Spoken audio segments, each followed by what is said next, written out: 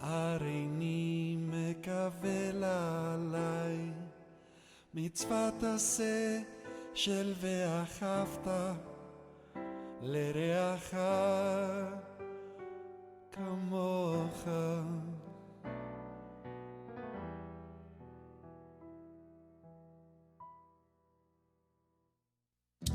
מה טובו אוכליך יעקב משנותיך ישראל, ואני ברוב חסדך אבוא ביתך.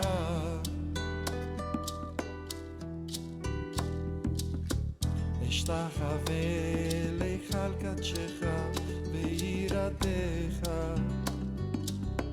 ואני תפילתי לך אדוני את רצון אלוהים ורב חסדך. ענני ומתישך, ענני ומתישך, ענני ומתישך,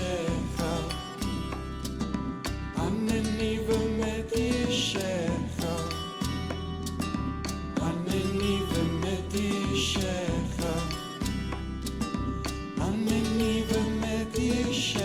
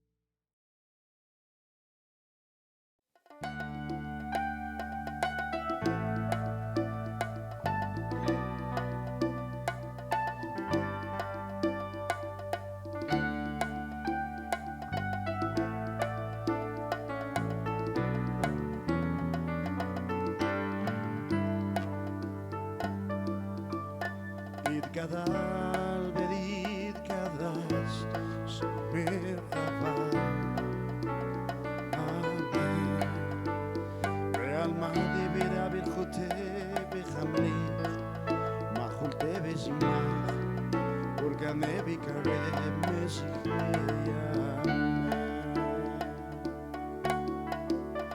בחייכון וביובכון ובדיידכון בית ישראל בעגלה ובזמן קריב אמן.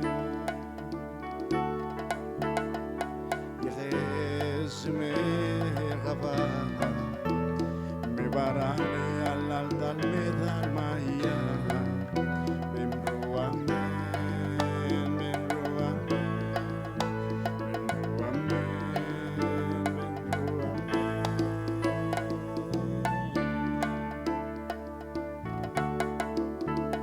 יתברא ויתרווח ויתבהר ויקטרומה ויגנשא ויחתר ויתעלה ויקטלה שמקדושה ויבואו אמן.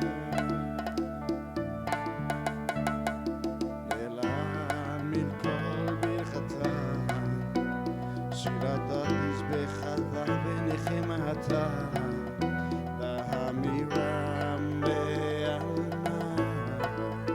במרו אמן במרו אמן במרו אמן במרו אמן.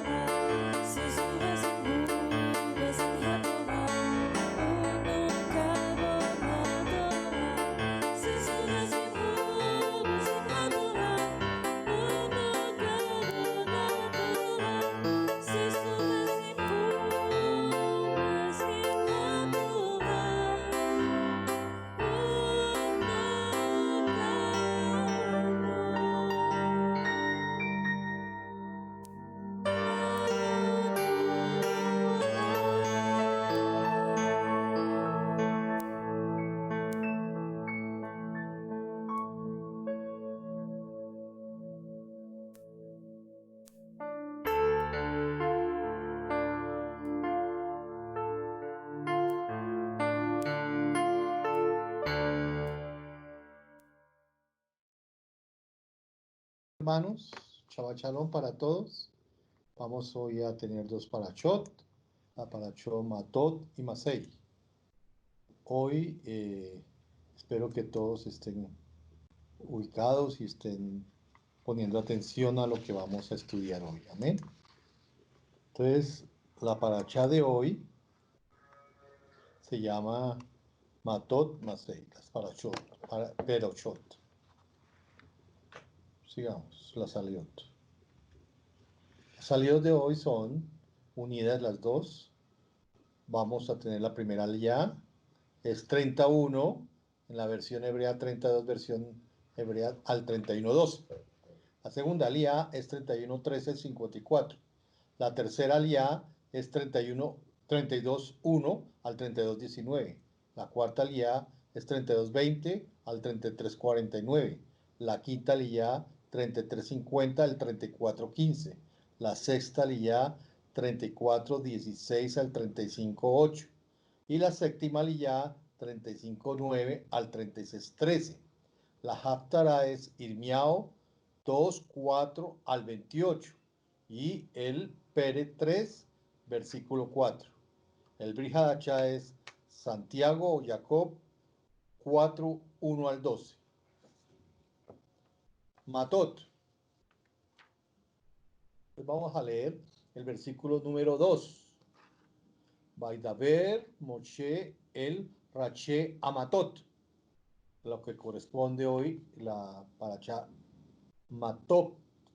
Y el versículo 3, donde nos habla de los votos.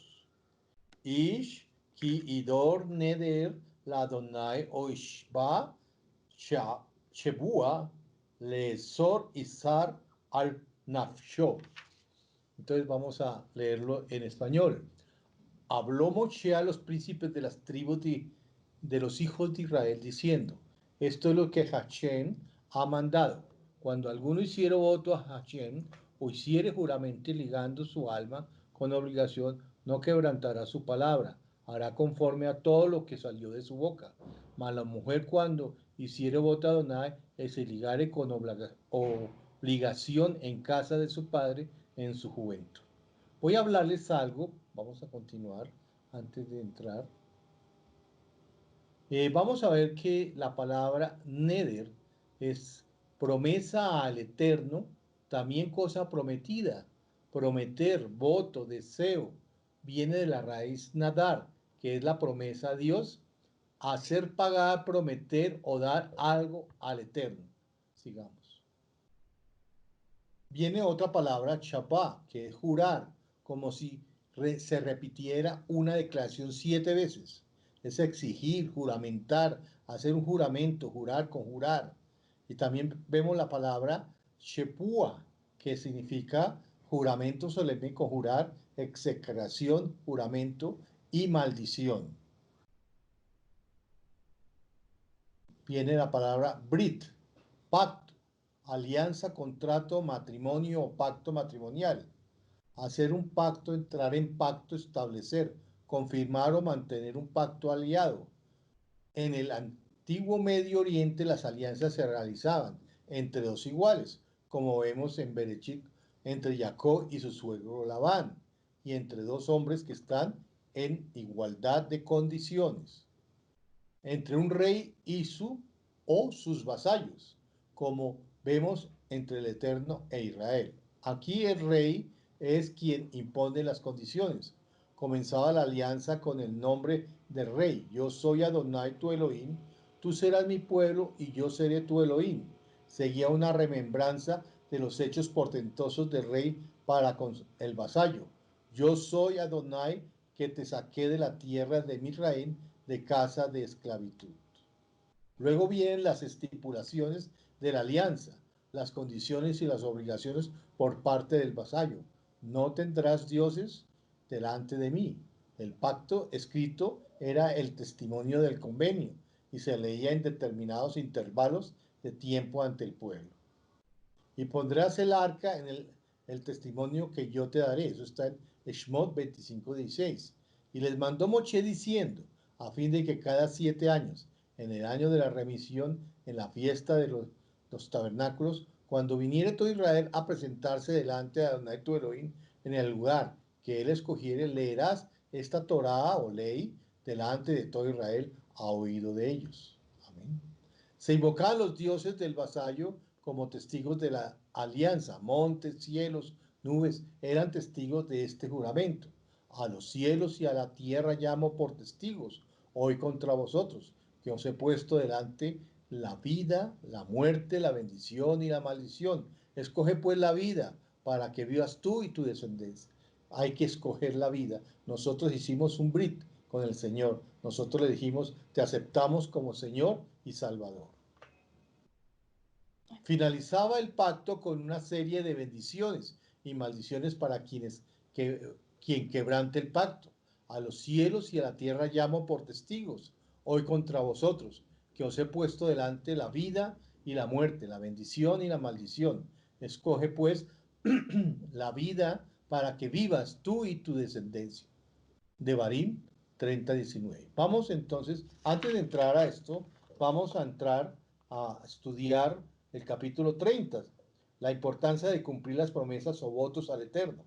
Aquí se habla de la persona que hace voto neder al Señor, comprometiéndose con el Eterno. Tendrá que hacer lo que haya salido de su boca. Esto liga al espíritu del Eterno, o sea, azar, está comprometido, ligar su alma en obligación. Este es un voto a Elohim, que es espíritu, y a él debemos ligarnos, el espíritu con todas sus facultades y todos sus poderes. La promesa hecha es sobre hacienda, bienes, o sobre el alma, o sobre algo espiritual. Vamos a ver en los versículos 3 al 16. Los votos deben cumplirse concienzudamente. Aquel que hace votos está en pleno uso de sus facultades y de derechos civiles. El tal no está siendo obligado, pero si este es un voto, está bajo dominio legal, y si hace un voto está bajo dominio legal y la disposición de otro. En este caso es de Elohim.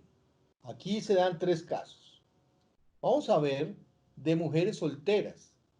Si se encuentra en casa de su padre, queda en suspenso mientras el padre no lo sepa. Y si lo sabe su padre y ella lo divulga, en el momento que su padre se entera, está en poder de él, de su padre, ratificarlo o anularlo. Si el padre no dice nada, el silencio es suficiente para ratificar el voto. Pero si su padre se opone al voto, queda nulo, porque puede ser que este voto sea perjudicial para ella o para la casa o para el ambiente familiar. Ella ya mostró su buena voluntad al hacer el voto, y su persona misma será acepta al Señor, sí, y si obedece a su padre le será contado por cosa mejor que sacrificio. Entonces hay que hacerle caso a los padres. Si el padre anula ese voto, hay que hacerle caso. Hay otro caso, el caso de la mujer casada. Es parecido. El mismo poder del padre respecto a la soltera lo tiene también el marido, o sea, el esposo, respecto a su mujer, con los mismos condicionamientos establecidos en el caso anterior. En el caso de la viuda o el divorciada que no tiene marido, en este caso todo voto con que ligue su alma será firme. O sea, la viuda o la divorciada, todo voto con que ligue su alma será firme. También, oigan bien, para el varón, ojo, varones, que todo lo que salga de nuestra boca, conforme, oiga, salió de nuestra boca, todo se tiene que cumplir. Ojo, varones, cuando ustedes hacen votos a la ligera, hay que cumplir todo lo que sale de nuestras bocas porque queda firme. Vamos ahora sí a entrar en el capítulo 31, más adelante, por favor.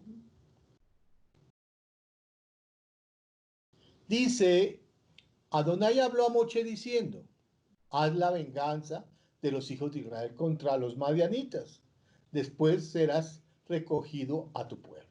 Entonces Moche habló al pueblo diciendo, armaos algunos de vosotros para la guerra y vayan contra Madián y hagan la venganza de Adonai en Madián.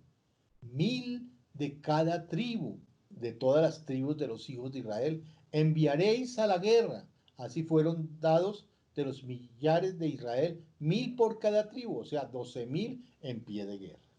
Esta historia que vamos a relatar acá es una historia de guerra santa contra Madián. Elohim mandó a través de Israel considerar a Madián como un enemigo tremendo y destruirlo por completo por la seducción de las madianitas de Valpeor. Asimismo, si permitía a Madián permanecer, habrá peligro de que se corrompiese a los israelitas nuevamente. Esto, como dijimos, fue una guerra santa, como quien ejecuta una sentencia divina. El ejército iba acompañado del Cohen y de las trompetas sagradas, o sea, de los shofar, ¿sí? Tenía el propósito de inculcar en el corazón de los hebreos cuán grave es el pecado de prevaricación contra Adonai. Aquí vemos prácticamente que esta guerra era una guerra santa, una guerra fuerte, que había que destruir totalmente a estos personajes, ¿sí? Los madianitas eran descendientes de Abraham con Ketura. Eso lo podemos ver en Berechit 25:2, por favor. Bereshit Berechit 25:2. 25. 2. 25, 2. 2. La cual le dio a luz a Simram, Joxán, Medán, Madián, Isbac y Sua. Amén. Madián, ahí está. Amén. Algunos se habían asentado de este grupo de los madianitas al sur de Canaán, entre los cuales estaba Yitro, suegro de ¿qué? Moshe. Pero otros se habían ¿qué? Ido a otro sitio. Pero los que estaban con Yitro habían retenido el culto al único Dios de Israel, ¿sí? Para que entendamos bien esto. Pero otros estaban situados al este de Canaán, y estos sí eran idólatras, y vendieron a sus hijas para prostituir a Israel. El Eterno quiso que los madianitas fuesen castigados severamente, pues estos habían oído el consejo de Bilán y habían corrompido moralmente e idólatramente a los israelitas. El Eterno quiso que esta venganza se llevase a cabo en vida de Moshe y por orden suya, porque él también hondamente había sufrido injusticia e injuria, pudiese tener la satisfacción de ver la venganza de ver muertos a todos estos reyes, ¿sí? De Midian, ¿sí? Moshe da las órdenes al fin que se prepare para esta campaña en conformidad con dichas órdenes. Se recluta 1000 hombres por tribus, un destacamento de 12.000 hombres, 1000 por cada tribu, un número muy pequeño en comparación con el que podían haber enviado. Pero el Eterno quería enseñarles que no hay nada difícil para el Eterno, salvar con muchos o salvar con pocos. Eso lo vemos en Primera de Shmuel 14:6. Primera Shmuel 14. 6. Dijo pues Jonatán a su paje de armas: ven, pasemos a la guarnición de estos incircuncisos. Quizás haga algo Adonai por nosotros, pues no es difícil para Adonai salvar con muchos o con pocos. Amén. Pinjas, el hijo de Eleazar, es enviado con ellos. Tratándose de una guerra santa, su jefe natural era el hijo mayor y representante del sumo sacerdote. Llevó consigo los vasos del santuario, llevó consigo las trompetas, y es probable que llevase el pectoral para consultar al Eterno en caso de emergencia, como sucedió en Primera de Shmuel 4:3. 4. Sí, Primera de Shmuel 4:3. 4. 3. Cuando volvió el pueblo al campamento, los ancianos de Israel dijeron: ¿por qué nos ha herido hoy Adonai delante de los filisteos? Traigamos a nosotros del cielo el arca del pacto de Adonai para que viniendo entre nosotros nos salve de la mano de nuestros enemigos. Amén. Aquí vemos la invasión del ejército de Israel a los madianitas. Pero vamos a ver una palabra en Devarim 20:10. Devarim 20:10.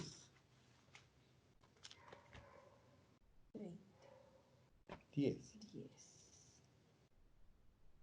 Dice, cuando te acerques a una ciudad para combatirla, le intimarás la paz. O sea que el ejército de Israel tenía que ir y pedirle la paz primero. Pero aquí en este caso no parece ser que en esta ocasión se dijo de paz o advertencia alguna por la gravedad del pecado de los madianitas hacia Israel. Los madianitas afectados fueron solo pertenecientes a los clanes que vivían cerca de Moab. Así se explica la supervivencia de madianitas en posteriores periodos de la historia de Israel, ¿sí? Entonces aquí vemos en el versículo 8 que mataron también entre los muertos a 5 reyes, Madián, Evi, Requén, Sur, Ur y Reba. 2, 4, 6 reyes. 5 reyes de Madián y también a Bilán, hijo de Beor, mataron a espada. Vamos a ver todo esto, que es importante. La guerra era una venganza de Dios, era una guerra santa. La causa de Israel era la causa del Eterno. El actuar del Eterno fue fuerte ante estos clanes, pues ellos se habían metido con la niña de sus ojos, que es Israel. Ejecución militar.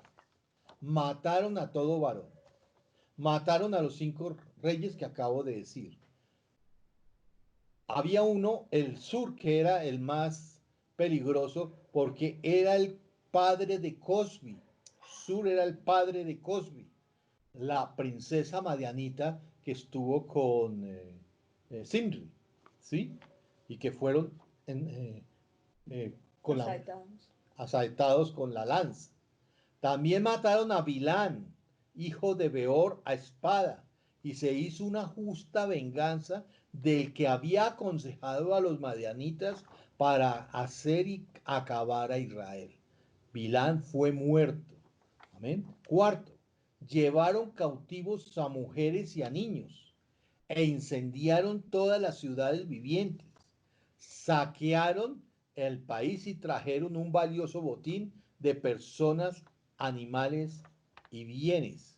Aquí lo vemos. Los hijos de Israel llevaron cautivas a las mujeres de los madianitas, a sus niños y todas sus bestias y todos sus ganados y arrebataron todos sus bienes e incendiaron todas sus ciudades, aldeas y habitaciones. Tomaron todo el despojo, todo el botín, así de hombre como de bestias. Trajeron a Moshe y al sacerdote Eleazar y a la congregación de los hijos de Israel los cautivos y el botín y los despojos al campamento en los llanos de Moab que están junto al Jardén, junto a Jericó. Y salieron Moshe y el sacerdote Eleazar y todos los príncipes de la congregación a recibirlos fuera del campamento. Y se enojó Moshe contra los capitanes del ejército, contra los jefes de millares y de centenas que volvían de la guerra. Y les dijo Moshe, ¿por qué habéis dejado con vida a todas las mujeres? He aquí por consejo de Bilán, ellas fueron causa de que los hijos de Israel prevaricasen contra Adonai en lo tocante a Balpeor, por lo que hubo mortandad en la congregación de Adonai. Matad pues ahora a todos los varones de entre los niños, matad también a todas las mujeres que hayan conocido varón carnalmente, pero a todas las niñas entre las mujeres que no hayan conocido varón, las dejaréis con vida, y vosotros cualquiera que haya dado muerte a persona y cualquiera que haya tocado muerto, permanecer fuera del campamento 7 días, y os purificaréis al tercer día y al séptimo vosotros y vuestros cautivos. Vamos a hablar sobre esto. Son recibidos con grandes honores. Son reprendidos severamente por haber dejado con vida a las mujeres, pues estas habían sido causa de que los israelitas fornicaran e hicieran de idolatría, pues ellas eran las menos indicadas para que estuvieran con vida. Estas eran las menos para conservar la vida. Se ordena matar a todas las mujeres y varones, niños. ¿Por qué a los varones niños? Porque ellos van creciendo y ellos pueden dentro de la misma Caal de Israel hacer su propio ¿qué? Venganza dentro de ellos mismos. Entonces se ordena que los niños y todo varón sea ¿qué? Destruido. Se ordena entonces matar a todos los niños. Pero las niñas que no habían conocido varón, a ellas sí las dejaron vivir. Los expedicionarios fueron obligados a purificarse porque acaban de matar a esas mujeres. Todos estaban contaminados de qué? De muertos, ¿sí? Fueron obligados a purificarse conforme al ceremonial de la ley, quedando fuera del campamento 7 días hasta el plazo de la purificación. Debían purificar también el botín, aquí lo vemos, ¿sí? Mire, el botín que había tomado de los cautivos y todos los bienes, lo que resistía el fuego, había de ser pasado por el fuego para purificarlo. Y lo que no soportaba el fuego, había de ser lavado con agua pura, con agua, amén. Entonces, distribución del botín. Vamos a ver la distribución del botín que habían tomado contra Madián. Se divide en dos partes. Una parte era para los 12.000 hombres que llevaron a cabo la campaña y la otra parte era para la congregación. Aquí se refiere, ¿sí?, a los cautivos y al ganado. Las joyas y metales preciosos fueron entregados a Moche.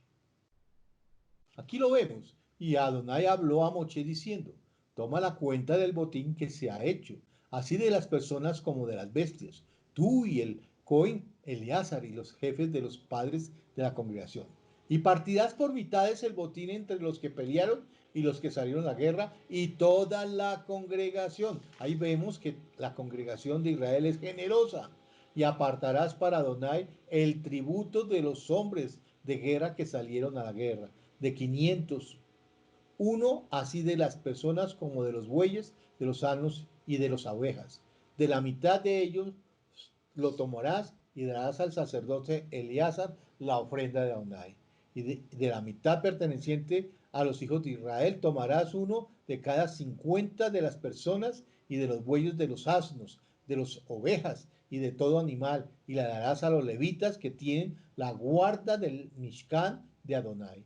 E hicieron Moche y el Cohen Eleazar como Adonai mandó a Moche. Y fue el botín, el resto del botín que tomaron los hombres de guerra, 675,000 ovejas. Amén. Y eso fue partido por la mitad. Amén. Pero también aquí dieron cuenta hacia ellos en esta expedición y ellos ofrecieron ¿qué? ¿Qué ofrecieron? Ofrecieron, aquí lo dice, alhajas de oro, brazaletes, manillas, anillos, zarcillos de cadenas para hacer expiación por nuestras almas delante de Adonai. Y Moche y el sacerdote Eleazar le recibieron el oro de ellos, alhajas de todas elaboradas. Aquí hay algo muy importante, una cosa que fue importante, que las vidas de los 12.000 hombres fueron preservadas. Ninguno de los 12.000 que salió a la guerra faltó, ninguno faltó. Y estas ofrendas fueron para expiación por sus almas delante de Adonai, por haberlos librado de la mano de los madianitas. Vamos a ver el capítulo 32. Vamos a ver que aquí vemos la repartición, o sea, la repartición de las tierras.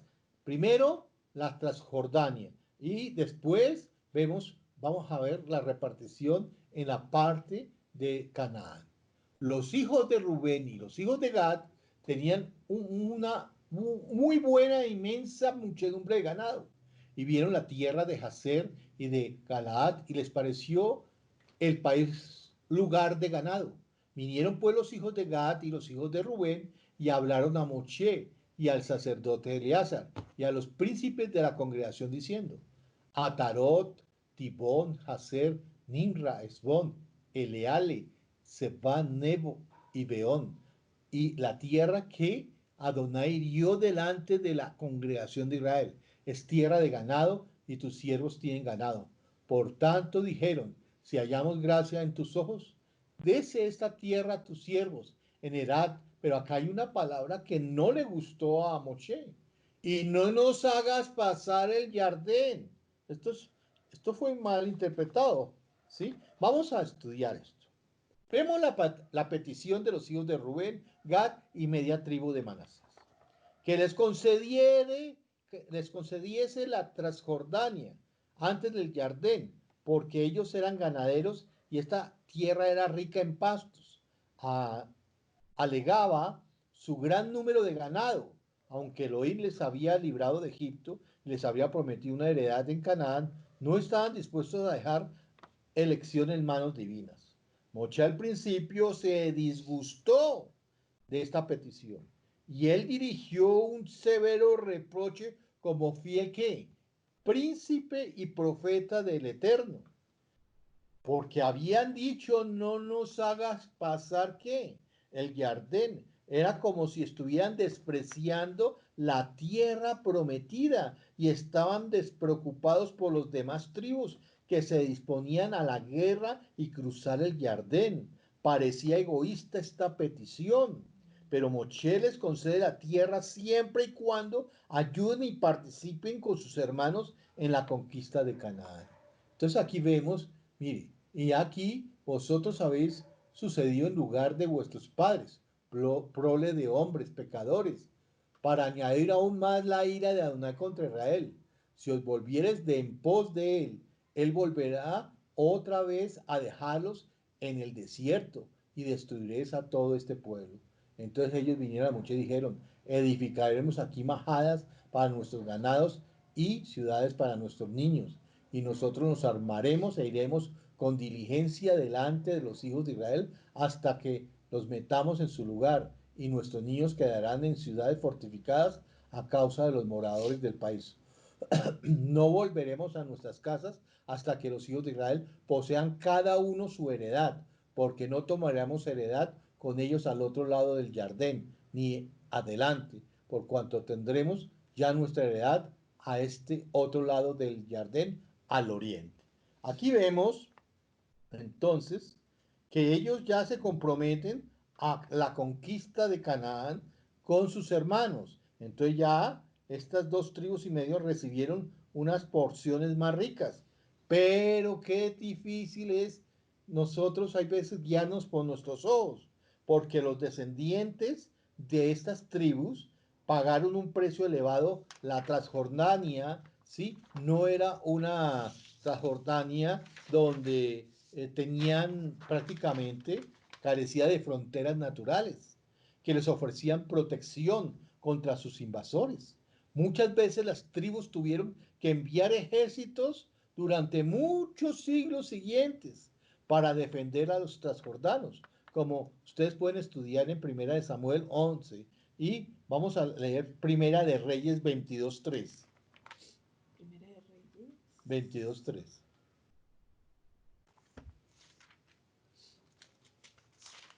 22:3. Sí. Y el rey de Israel dijo a sus siervos, ¿no sabéis que Ramot de Galaad es nuestra y nosotros no hemos hecho nada para tomarla de mano del rey de Siria? Tremendo. O sea, ya está en posición de Siria. Mire lo que les pasó a los... mire lo que dice. Y sabe que vuestro pecado os alcanzará. Entonces hay que tener cuidado. Hay veces nos guiamos por los ojos y no nos guiamos por la bendición divina. Amén. Primero, acá hay otros que dicen, ¿sí? Traducen esta petición de Rubén, Gad y la media tribu de Manasés como, primero, la codicia de sus ojos. Codiciaron el terreno hermoso y fértil. Segundo, el orgullo. Rubén era el primogénito de Jacob, pero había perdido el derecho de la primogenitura. Ahora se aferra a la primera porción de tierra, situada en las afueras de Canaán y lejos del Mishkan. Ojo, mire, lejos del Mishkan. Esto es para los carnales que ven con los ojos del hombre y no con los ojos de Elohim. Aquí hay una lección que la apunté y me gustó.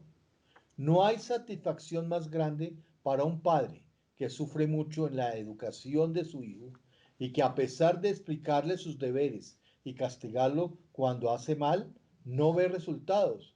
cuando de repente se enfrenta a un hombre ya adulto y responsable. Esta satisfacción la tuvo Moshe en el valle del Jardín.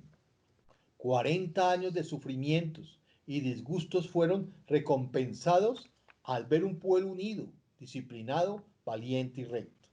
Y rogamos a Elohim que cada padre sea recompensado por sus sufrimientos y paciencia en la educación de sus hijos. Y ya adultos, tener el placer y la satisfacción de tener hijos maduros y disciplinados como lo tuvo Moshe. Que el Eterno podamos nosotros ver a nuestros hijos maduros, disciplinados y en las tareas de Hashem. Vamos a pasar a la otra parashá, que es Masé, que es jornadas. Entonces, dice acá, Ele Masé Benei Israel Yatsu Mitzraim Letzi Botan Beyat Moshe Bearón. Esas son las jornadas de los hijos de Israel que salieron de la tierra de Egipto por sus ejércitos, bajo el mando de Moshe y Aarón. Amén. Aquí vemos en el capítulo 33 las jornadas.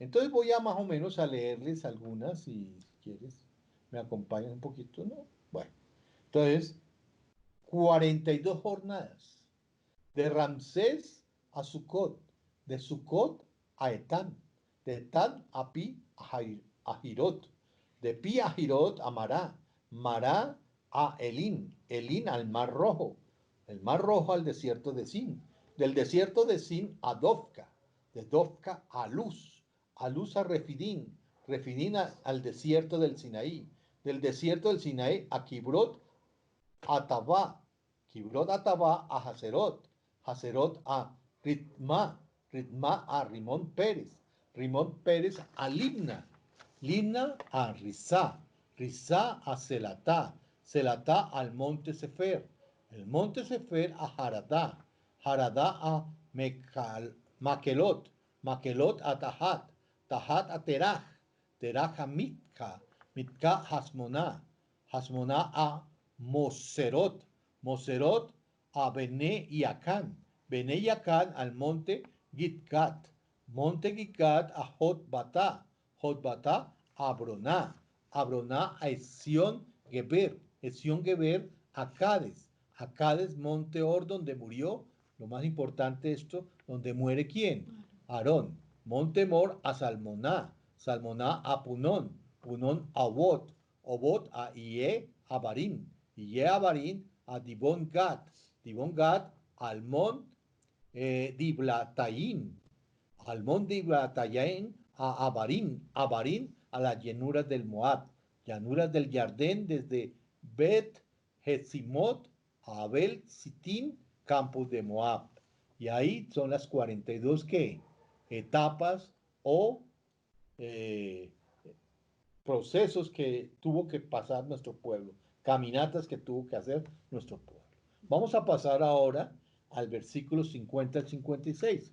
Y habló Adonai a Moshe en los campos de Moab junto al Jardín, frente a Jericó, diciendo: habla a los hijos de Israel y diles: cuando hayáis pasado el Jardín, entrando en la tierra de Canaán, echaréis de delante de vosotros a todos los moradores del país, y destruiréis todos sus ídolos de piedra y todas sus imágenes de fundición, y destruiréis todos los lugares altos, y echaréis a los moradores de la tierra y habitaréis en ella, porque yo os la he dado para que sean de vuestra propiedad, y heredaréis la tierra por sorteo por vuestras familias.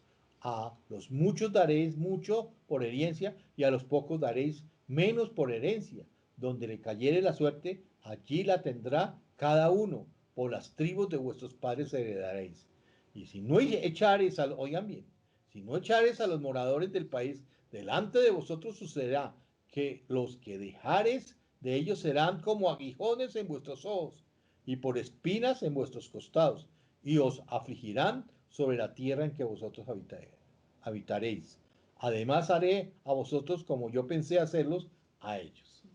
Dios da muchas órdenes estrictas para los israelitas, destruyan todo el resto de idolatría que se encuentra en ese país. Dios asegura que si así lo hacen, les pondrá progresivamente en plena posición de la tierra prometida. Pero si por el contrario no echan los ídolos, no derriban los ídolos, lugares altos, o la idolatría, les advierte que van a herir, esos mismos los van a herir con las espinas, y que cada vez que acaricien a esas personas, los picarán, los dañarán, y que su mismo pecado va a encontrar el castigo, como dice Lucas 15:17, que es el hijo pródigo. Lucas 15:17. 15, 17.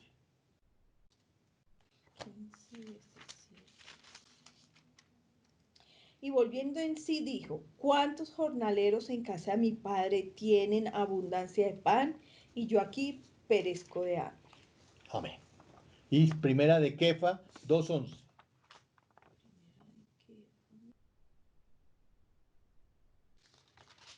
2:11. Amados, yo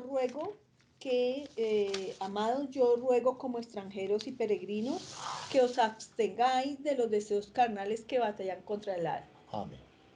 Pasemos al capítulo 34.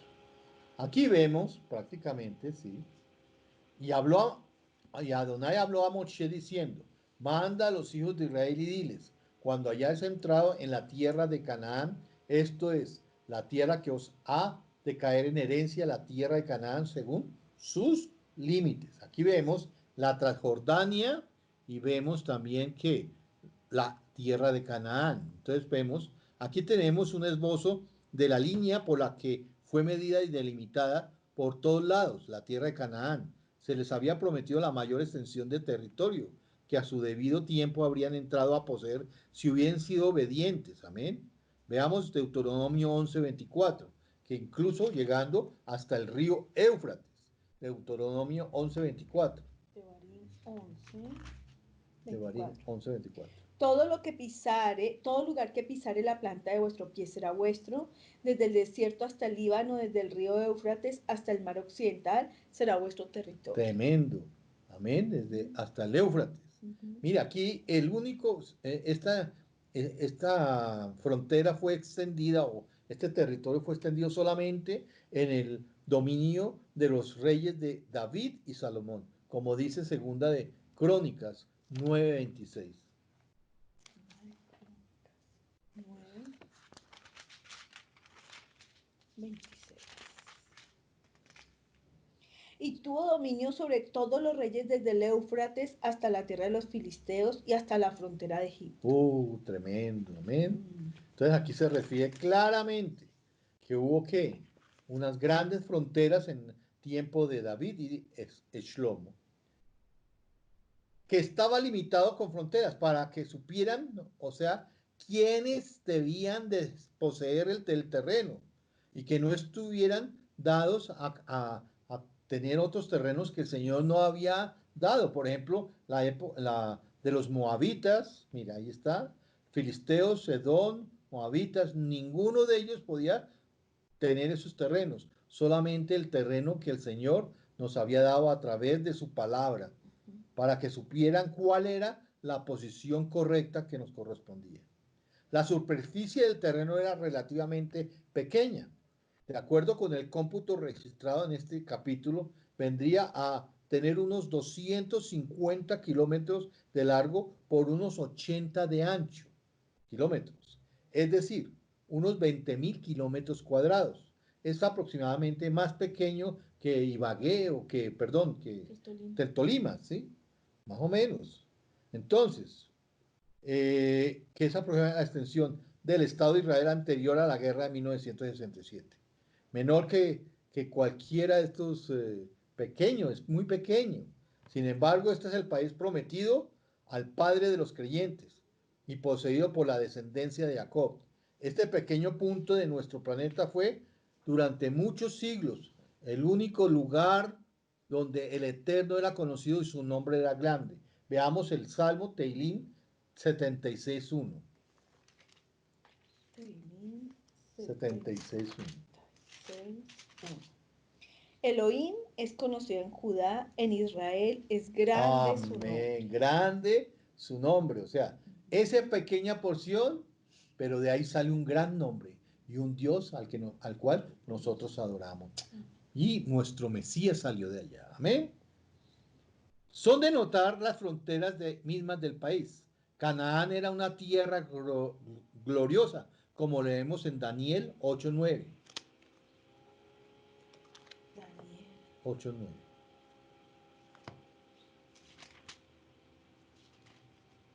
Y de uno de ellos salió un cuerno pequeño que creció mucho al sur, al oriente y hacia la tierra gloriosa. Amén. Hacia la tierra Gloriosa. gloriosa. Y muchos de sus puestos fronterizos eran defensas y fortificaciones naturales. Por el sudeste llegaba hasta al torrente de Egipto, para que la vista de aquella, desde la frontera con Egipto, nos recordara que nosotros estuvimos, ¿qué? Prácticamente en servidumbre allá, ¿sí? Por el otro lado opuesto descendía hasta el mar Salado, ahí está el mar Salado, mar Muerto, ¿sí? Lo que antaño fuera un ameno y fértil valle donde estaban ubicadas las nefandas ciudades como Sodoma y Gomorra, amén. Y también el mar Grande, ¿sí? Que es el mar Mediterráneo. Y también teníamos arriba el mar de Galilea, amén. Entonces aquí vemos, ahora sí podemos seguir. Vamos a ver que, y habló Adonai a Moshe diciendo, estos son los nombres de los varones que os repartirán la tierra, o sea, los que iban a ser encargados de repartir la tierra, el sacerdote Eleazar y Joshua o Josué bin Nun, ¿sí? Entonces, tomarías también de cada tribu un príncipe para dar posesión de la tierra. Y estos son los nombres de los varones de la tribu de Judá. Caleb, hijo de Jefoné, de la tribu de los hijos de Shimón, Semuel, hijo de Amiud, de la tribu de Benjamín, Elidad, hijo de Quislón, de la tribu de los hijos de Dan, el príncipe Buquí, hijo de Jogli, de los hijos de José, de la tribu de los hijos de Manasés, el príncipe Aniel, hijo de Efod, de la tribu de los hijos de Efraín, el príncipe Kemuel, hijo de Siftán, de la tribu de los hijos de Zebulún, el príncipe Elisafán, hijo de Parnac, de la tribu de los hijos de Isahar, el príncipe Paltiel, hijo de Asán, de la tribu de los hijos de Aser, el príncipe Ahiud, hijo de Selomí, y de la tribu de los hijos de Naftali, el príncipe Pedael, hijo de Amiud. A estos mandó Adonai que hiciesen la repartición de las heredades a los hijos de Israel en la tierra de Canaán. Qué importante que había escogido solo príncipes y ellos se iban a encargar de repartir entre sus tribus la heredad. Vamos ahora a hablar sobre el capítulo 25 que 35. perdón, 35 que son prácticamente dónde iban a quedar las ciudades de los levitas. Los levitas fueron distribuidos en 48 ciudades, o sea, 42 donde no eran ciudades de 6 de refugio y 42 con sus respectivos ejidos. Voy a decirles qué es ejido. Ejidos son unas tierras que están afuera del muro, que tienen prácticamente pastos buenos para su ganado. Entonces, eso era lo que es un ejido. Los levitas fueron distribuidos en 48 ciudades repartidas entre todas las tribus de Israel. Esto aseguraba que todos los israelitas serían instruidos por los levitas que habitaban en medio de ellos. Los levitas fueron puestos para ser ejemplos de fidelidad y santidad. Ellos inculcaban al pueblo los valores religiosos y el conocimiento del verdadero eterno.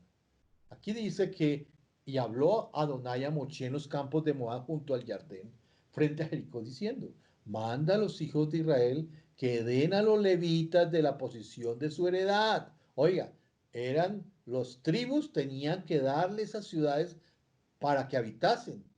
O sea que era como un diezmo, como una ofrenda hacia ellos, porque ellos eran propiedad de Dios. También darías a los levitas los ejidos, o sea, donde poder pastar su ganado, de esas ciudades alrededor de ellas.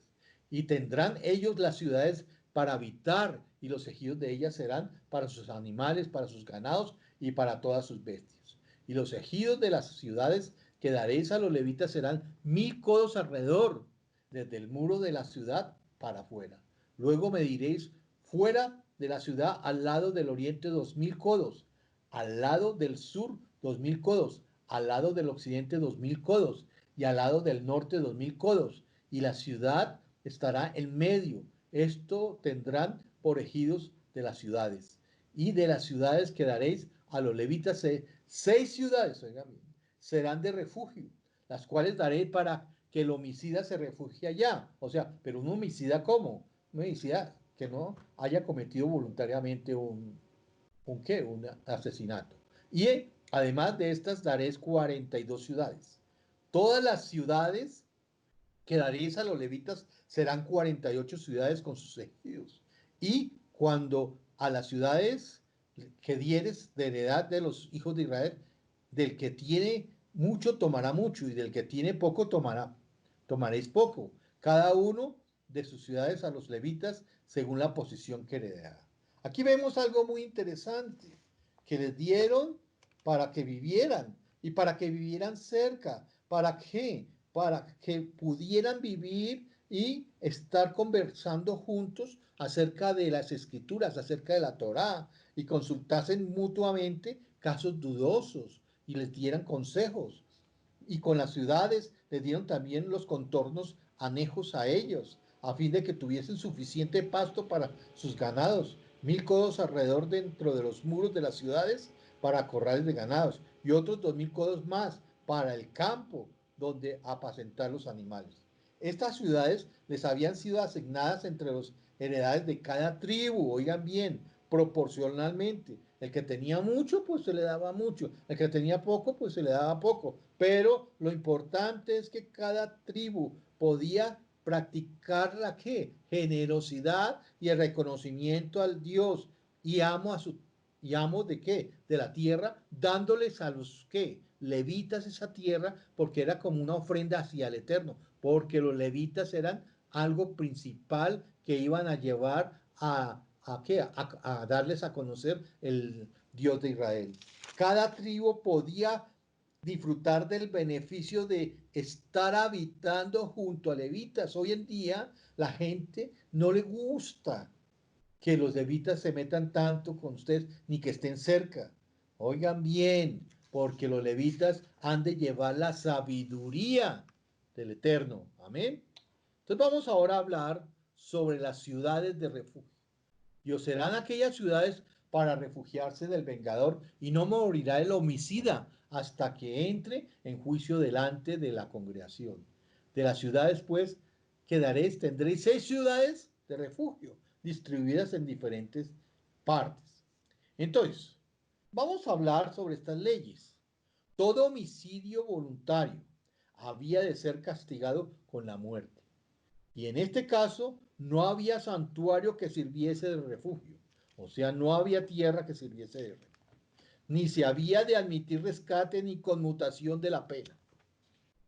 Donde se ha perpetrado un daño voluntario, hay que hacer restitución, puesto que el homicida no puede hacer restitución de la vida que alevosamente quitó, debe pagar con su propia vida, no para satisfacer los males del prójimo ni el espíritu de la persona asesinada, sino para satisfacer la ley y la justicia pública, y para que todos los demás que se sientan tentados a cometer homicidio tomen aviso y escarmienten en cabeza ajena.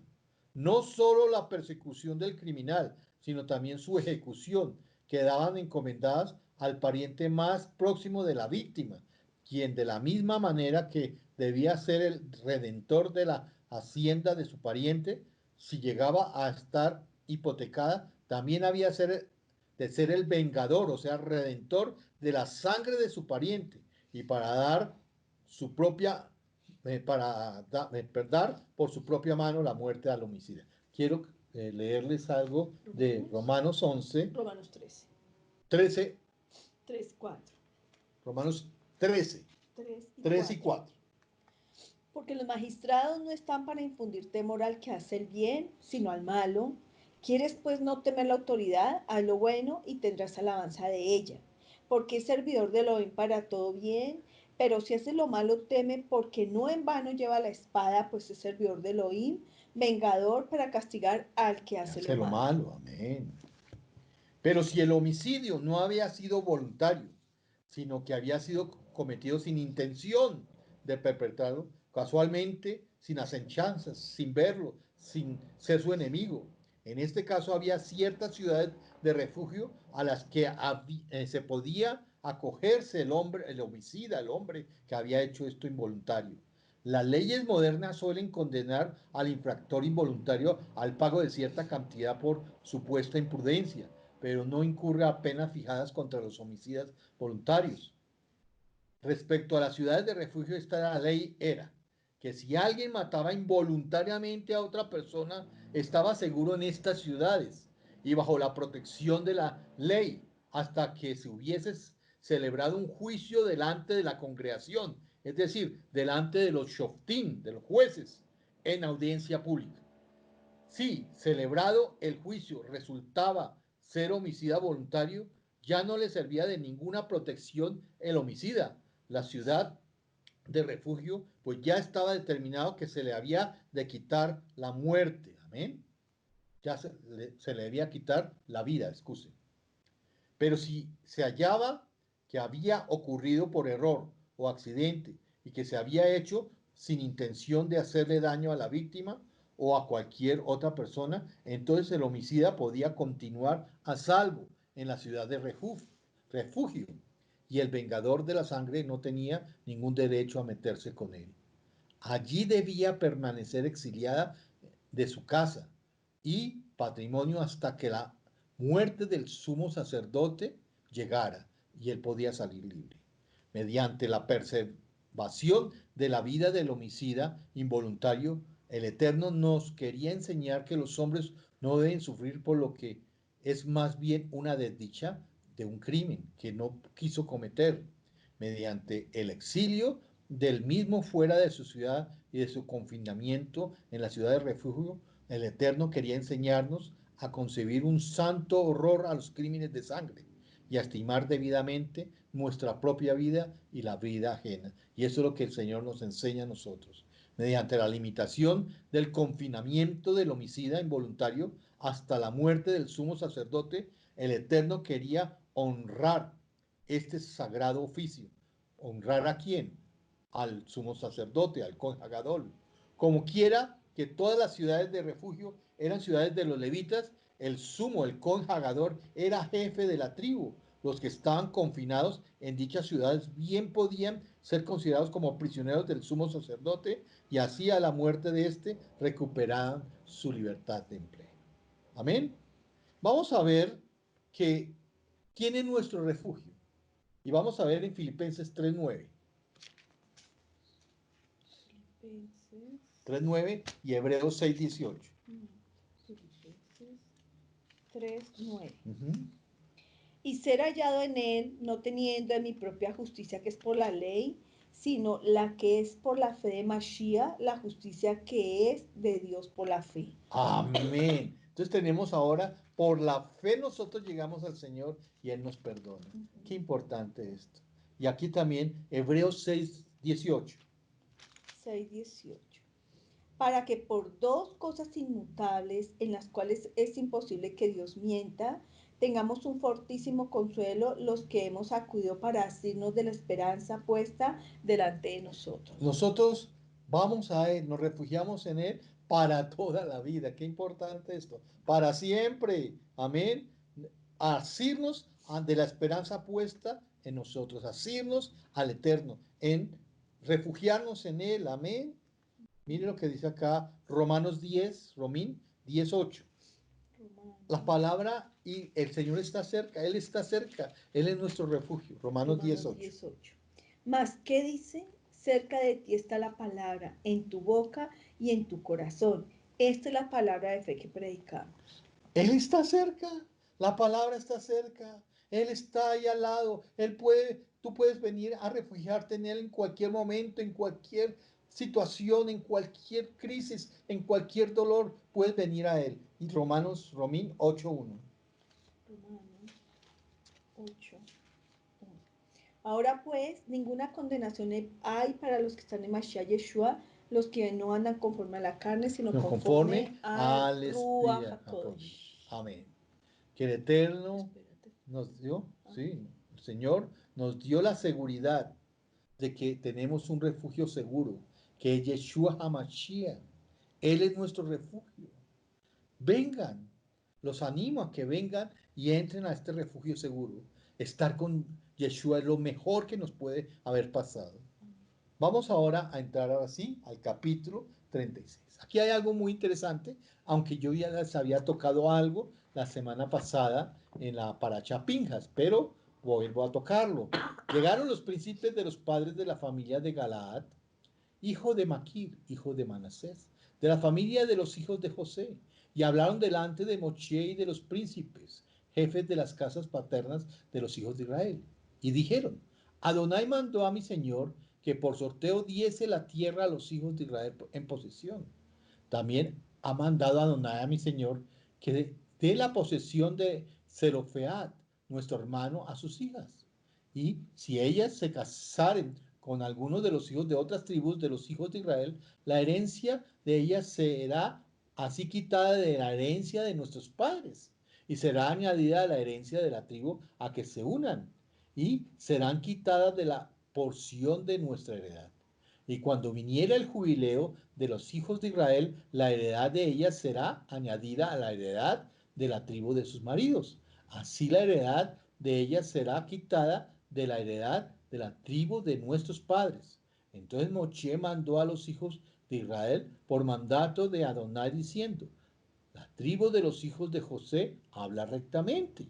Esto es lo que ha mandado Adonai acerca de las hijas de Zelofead, diciendo: cásense como a ellas les plazca, pero en la familia de la tribu de sus padres se casarán, para que la heredad de los hijos de Israel no sea traspasada de tribu en tribu, porque cada uno de los hijos de Israel estará ligado a la heredad de la tribu de sus padres. Cualquiera hija que tenga heredad en las tribus de los hijos de Israel con alguno de la familia de la tribu de su padre se casará, para que los hijos de Israel posean cada uno la heredad de sus padres, y no ande la heredad rodando de una tribu a otra, sino cada uno de las tribus de los hijos de Israel estará ligada a su heredad. Qué importante aquí es una petición humilde de los jefes de las tribus de Manasés. Moche los oyó y verdaderamente sí tenían razón, porque la heredad de las hijas de Zelofead, o sea, iban a pasar de mano en mano y vendrían a perder ellos terreno, a perder ellos tierra. Entonces esta porción, sí, se les iba a entregar a las hijas de Zelofead, pero siempre y cuando ellas se casasen con quienes, con hombres de las tribus de Manasés, para que, ¿qué? Puede casarse con el que, ¿quién les parece? ¿Sí? Con varios, allá hay varios hombres solteros, me imagino, en la tierra, en la tribu de Manasés, se casaban. Pero aquí hay algo muy importante, que las hijas de Zelofead, o sea, las mujeres, dijeron: sí, vamos a cumplir. Y se sometieron gustosamente a esta orden. Eso es importante. Se sometieron gustosamente. El libro que acabamos de terminar de Bamidbar concluye refiriéndose de modo específico a una última parte, a los mandamientos, estatutos que mandó Adonai. En el versículo 13. Por favor, me lo lees. Versículo 13 del 36:13. Estos son los mandamientos y los estatutos que mandó Adonai por medio de Moshe a los hijos de Israel en los campos de Moab junto al Jordán frente a Jericó. Amén. En cualquier nueva situación en que la providencia divina nos coloque, debemos pedirle al Eterno que nos enseñe los deberes que dicha situación comporta y que nos capacite con su gracia para cumplirlos, a fin de que podamos cumplir el deber de cada día en su día y la obligación de cada lugar en su lugar. Que el Eterno los bendiga grandemente y poderosamente. Y también les deseo Hazak, Hazak, Beni Hase. Hoy se acaba un libro de la Torá y empezamos la próxima semana con un nuevo libro que es Devarim. Shabbat Shalom para todos. Los espero esta tarde. Los espero esta tarde para puedan oír la palabra del Eterno, puedan tener un mensaje fresco del Eterno esta tarde. Y les invito a las personas que, sobre todo a los líderes, que oigan la palabra del Eterno. Shabbat Shalom.